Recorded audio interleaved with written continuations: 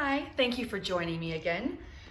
Today and this week we have been talking about continents, and in particular we're focusing on the continent of Asia because May is Asian Heritage Month, where we are celebrating people in our community, in our country, who have family members and history that is connected to the continent of Asia.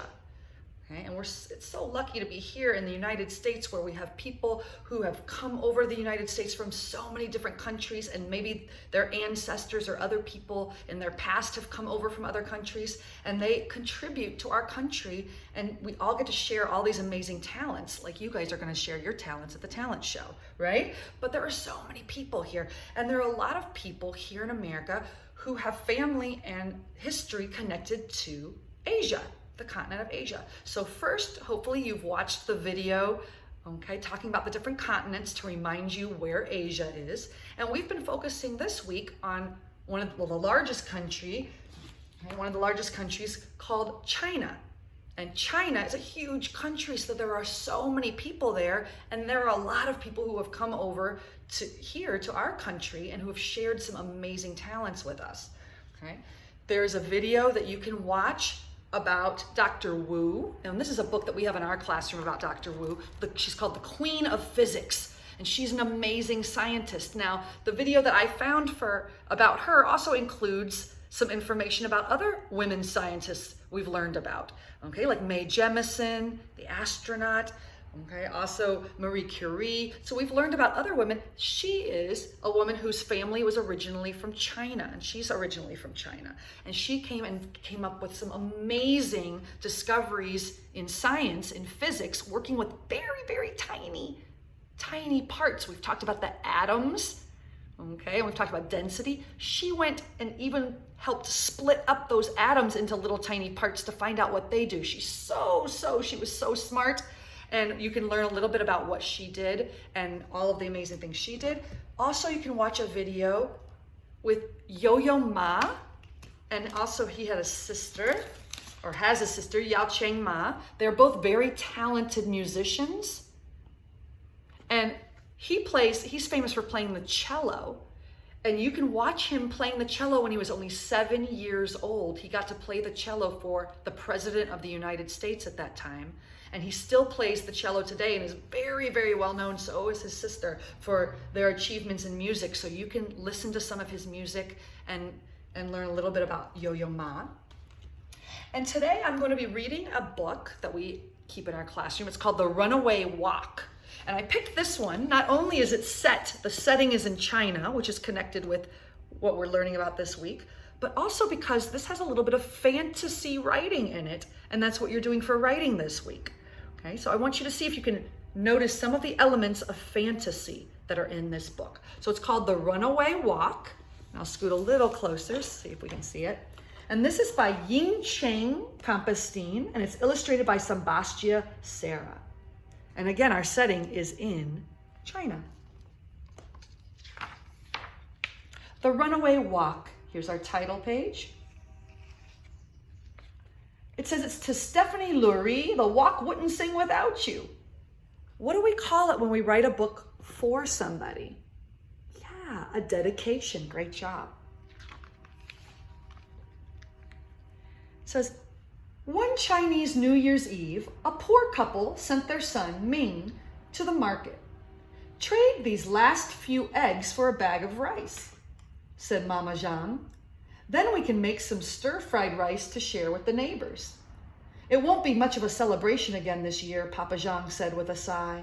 You'd think that by working for Mr. Li, the richest man in Beijing, one of the cities in China, we would have enough to invite everyone over for the New Year's feast. Ming hurried off, eager to do his mother's bidding.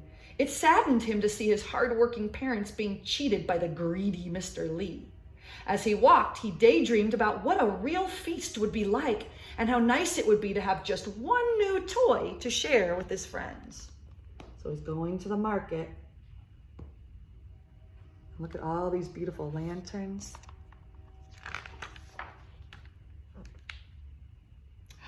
A small old man stopped Ming near the market. Hello, son.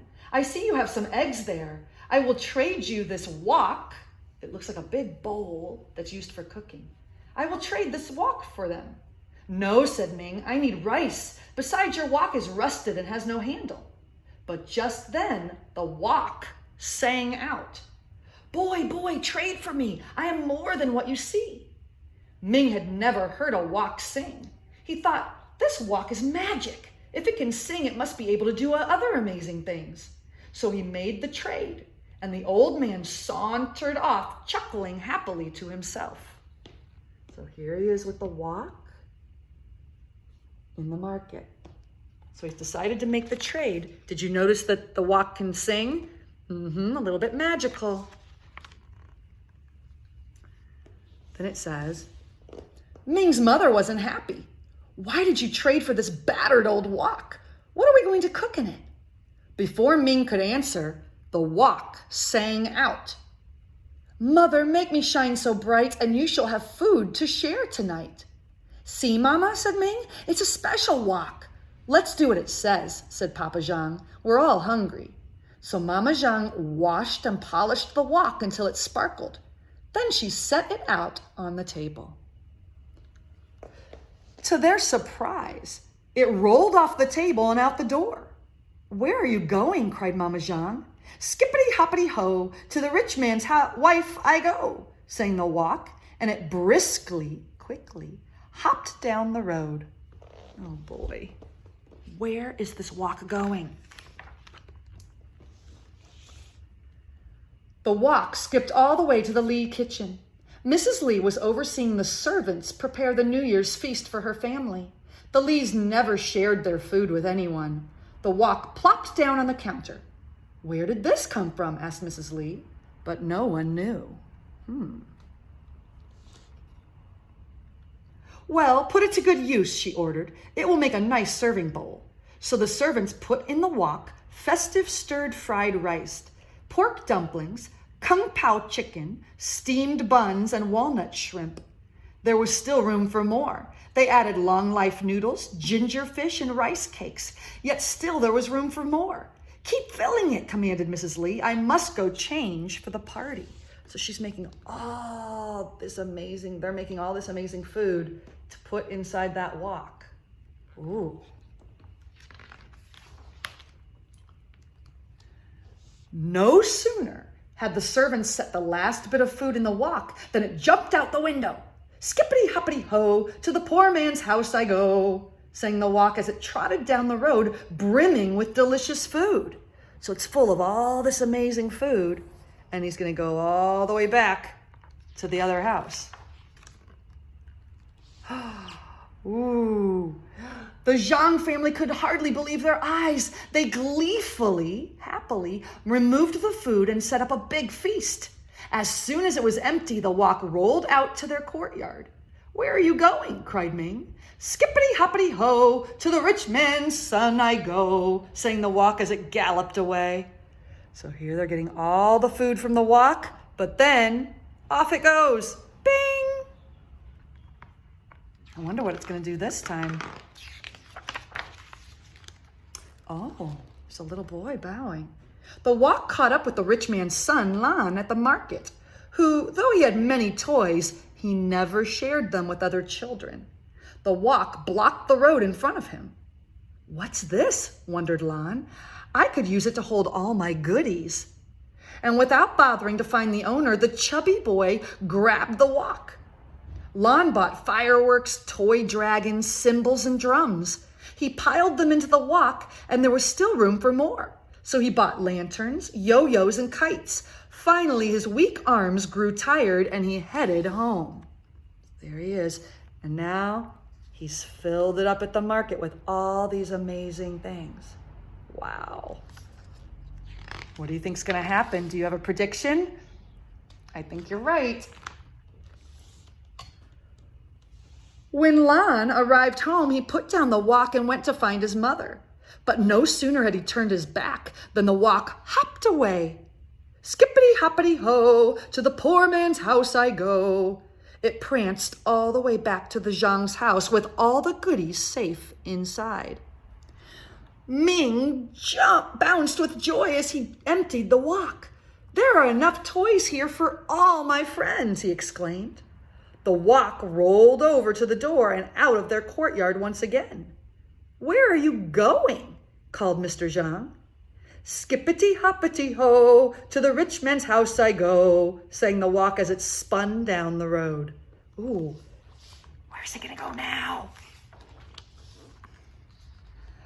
The wok arrived at Mr. Li's shop just as he was counting the money he had cheated out of the poor people of Beijing. He leaped through the window and landed on the counter in front of him. Well, here's a nice pot to hold my money. Oh. Mr. Li put handful after handful of gold coins into the wok, and there was still room for more. He dragged out a bag from under his counter and dumped all of those coins into it too. So he's filling it up.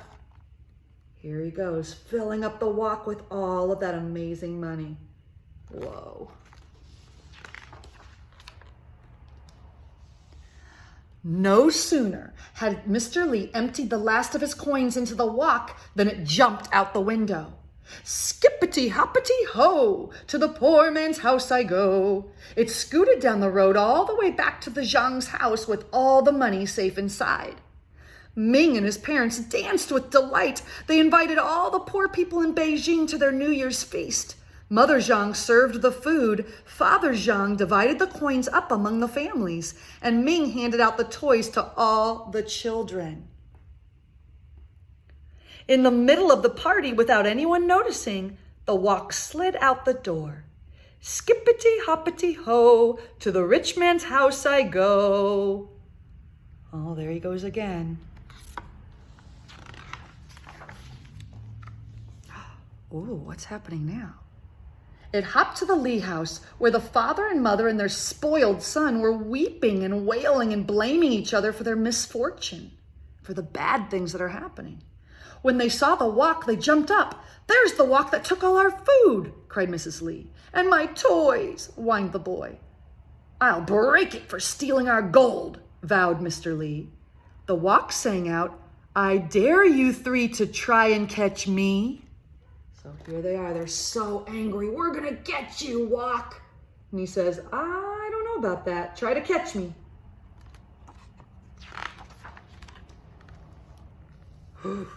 The Li family chased after the wok. Chubby Lon couldn't make it very far without losing his breath, and Mrs. Li had trouble running in her fancy shoes. But Mr. Li finally caught up with it. To stop the wok, he jumped inside, pressing it to the ground. Now I've got you, he growled. Wait for me, called Mrs. Li. I will teach that wok a lesson. Mr. Li tried to get up, but found that he was stuck tight. Oh boy, look at them now. When Mrs. Li grabbed his legs to pull him out, she slipped into the wok too. Chubby Lon finally arrived out of breath. Help, help, pull us out, cried his parents. So Lon grabbed their legs, but lost his balance and fell inside with them. So now all three of them are stuck in the wok. Oh, look at all these lanterns. This looks beautiful. Skippity-hoppity-ho, too far away I will go, sang the wok as it tumbled down the road with the Li family inside, legs waving in the air. So here it is, way far away. It's starting to leave. Dragon dancers' drums boomed. Cymbals crashed and firecrackers banged, drowning out the Li family's cries. So no one noticed as the wok sped off to the distant hills. The Li family was never seen again in Beijing. Here they are. So they're having a big festival, sharing all those wonderful things they got from the Li family. And the Li family is getting taken away by the wok. Whoosh!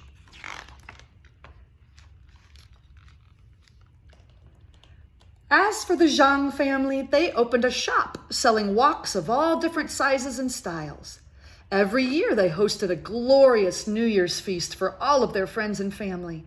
And to think that it all started with a rusted wok with no handle. The end. This is called The Runaway Wok. Okay?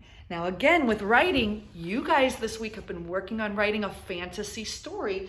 This one had a lot of things that could really happen. It had real people and it had real buildings and plants and food and the market, but it had a bit of magic to it, right? The walk was talking like a person. What do we call it when something, like an object or an animal, is dressed or is acting like a person? That's right, personification. So we've got the magic walk, and there was a problem in this book too, just like you've been working on having a problem. The problem in this book is that there's one family that's very, very wealthy that is not sharing, and all these other families don't have enough. And what was the solution? Well, you tell me. What did the magic walk do to solve that problem? If you can figure it out, write it down for me or make a video, put it on Seesaw. I'm so proud of the work you're doing this week. See you soon. Bye.